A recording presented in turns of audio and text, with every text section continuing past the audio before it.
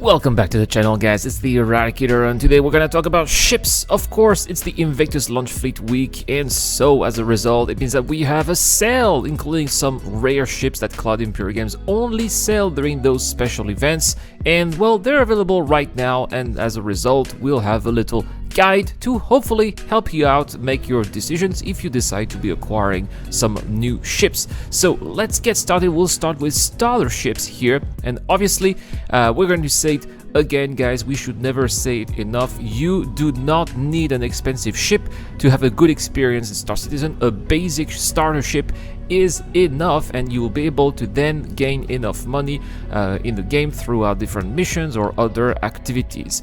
And eventually, why not enjoying other ships as part of a crew as well? That's also possible, which is why I believe that the Aurora MR is the best starter ship that you could have. You could eventually upgrade it for $5 to an Aurora Legionnaire from Rover Space Industries. It's got everything you need. It's got a bed to save your position when you finish your session, a little interior, it's very tiny of course, but nevertheless still good enough to put some boxes for your deliveries, and it is really enjoyable to fly. The Aurora Legionnaire is equipped by default with 4 laser repeaters, which are all gimbaled, by the way, and including 4 missiles as well, 4 size 2 missiles that are going to allow you to finish the job, and much better shields and power generator than the MR. It is for me the best value for the money for a starter ship, even with the improvements with the ship upgrade to a Legionnaire. If you want to have a base Aurora, you're gonna have to add 2 cannons, and eventually put the little modification, the extra components to make it to the same level as the Legionnaire. It's also feasible, but it will take more time. The Aurora starter pack with Star Citizen is worth $45 and $65 with Squadron 42.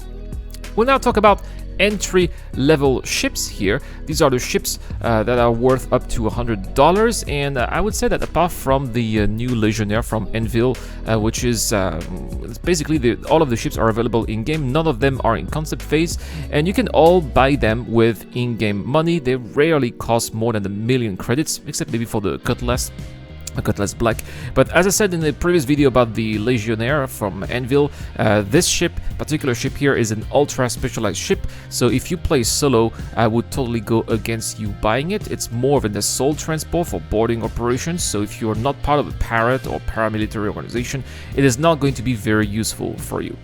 Now, middle of the range ships here, this is where I believe there still are some really interesting possibilities for acquisitions, and we'll start with the Vulture from Drake, which is almost finished. It should come to the game later this year for Star Citizen at 3.18, at the same time as full persistence and salvage, and I am sure that this ship is going to keep a lot of players busy for many hours, simply because starting from 3.18, wrecks will no longer despawn, they will stay wherever they are, and I'm pretty sure that the universe will be full of juicy opportunities for Vulture owners to salvage all the wrecks that will be eventually made by players or by NPCs who will die.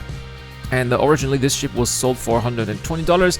It now costs $140. I wouldn't be surprised to see it raised to $150 or $175 when it will be released. It might be the last chance to get this ship at this price. Now, with the same kind of spirit here, we're going to talk about the Corsair, which is my personal choice for this spring sale here. The Corsair should also appear in 3.18, and it is going to be the perfect vessel for piracy, or maybe a more weaponized version of the Constellation, because that's the reason why I'm taking this one, of course. And with 72 SU of cargo capacity, 6 cannons at the disposal of the pilot. Yes, guys, 6 cannons, 4 size 5 and 2 size 4.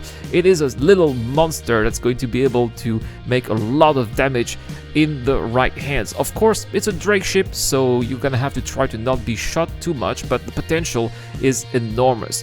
Originally, it was sold at $195. It now costs $215, and I am sure that it will be much more expensive once it will be released. Just to give you an idea of comparison here, the Mercury Star was originally sold $225 and now costs $260. So we should imagine that the Corsair may reach to the mark of $250-ish once it gets released.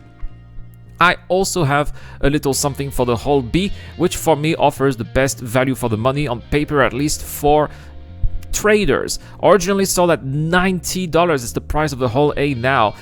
So if you got a whole B for $90 and you still have it, congratulations, you just made a hell of a good decision, to quote the guy from the New Deal. And I still think that $140, sorry, is just unbeatable at this price point for what it can do in terms of trade capacity. It's just enormous.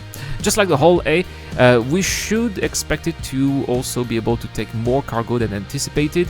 And you know, if you think of it, there's a very large gap between the whole B and the whole C, so that's why maybe we could anticipate the whole B to get a little bit bigger. And since we're talking about the whole C, are we going to recommend it? I personally don't think so. It's going to arrive this year. It's going to have almost 4,000 SU capacity.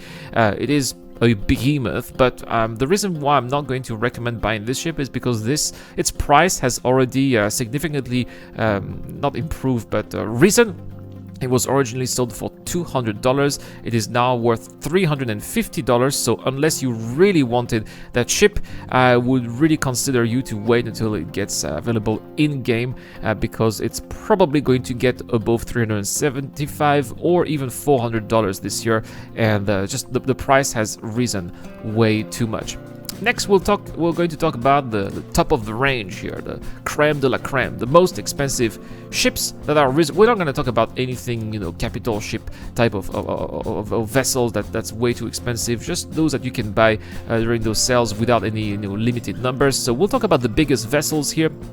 These vessels I don't think are reasonable to buy if you play as a solo player, because, well, there are already plenty of organizations who have those, other players as well. If you want to enjoy those bigger vessels, it will be much easier to be part of a crew. But if you want to contribute to the funding of the game further, well, there still are a couple of ships that are in concept phase that may be interesting. I'm thinking the Perseus is one of those ships that may see its value rise furthermore. It is a corvette killer with a pair of size 7 turrets. It's absolutely mind-blowing. A lot of torpedoes as well. I think that its mere presence will make owners of fellow corvette owners think twice before engaging such a ship. It was originally worth $600. It went to $675, and we could imagine that it may easily go above the $700 mark. Next, we'll talk about the Odyssey.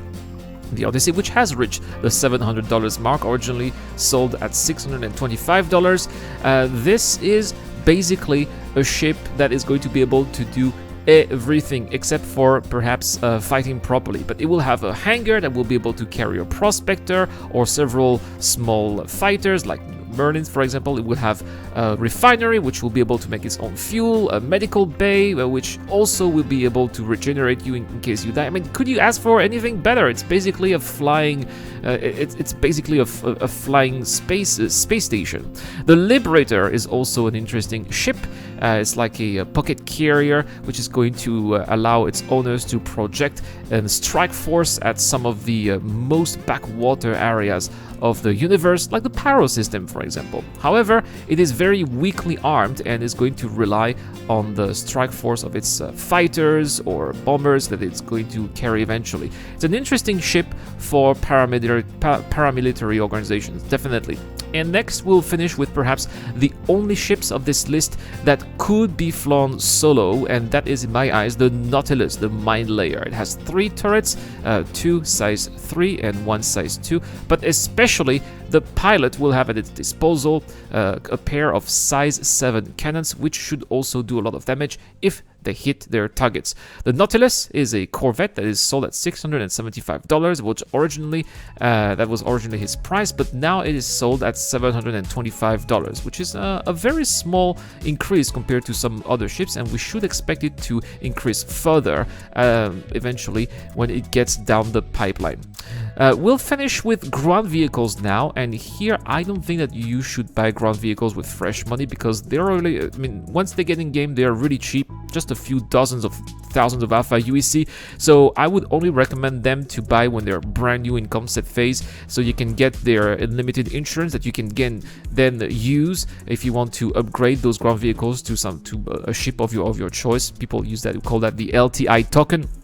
And there, of course, we would advise you to take a mule from Drake, which is coming up at the end of the month, which should get a price between $25 to $40. That's pretty much it for this video, guys. A quick guide about the Invictus sale that's happening right now. Let me know in the comment section down below. We got a giveaway, of course. We're giving away an expanse with the LTI. What ship are you going to be buying during this sale, or is your wallet closed? Is there any recommendation you would make? Let me know in the comment section down below. Don't forget to subscribe in public settings as well. If you want to help out the channel furthermore on Patreon via the YouTube membership program, you'll have access to exclusive videos and my Discord channel too. We're over there. We also have another giveaway. It's another MISC expense as well. A big shout out to everybody who's been helping the channel as well. Dr. Forbin, Eric Ohm, Captain Snake, Geek Citizen, and Eric Ohm.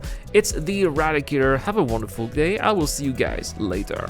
A huge shout out to everyone who's been helping me out on Patreon and via the YouTube joint membership program. Creating content on YouTube involves continuous circles of ups and downs, and it is when we are at the lower parts of the curve that your help really motivates me to keep on going.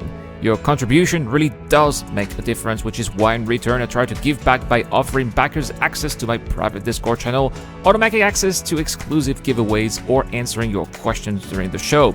You can help me out with as little as $1 a month, and any help is greatly appreciated. Thank you very much for watching again. This is the Eradicator. I'll see you guys later.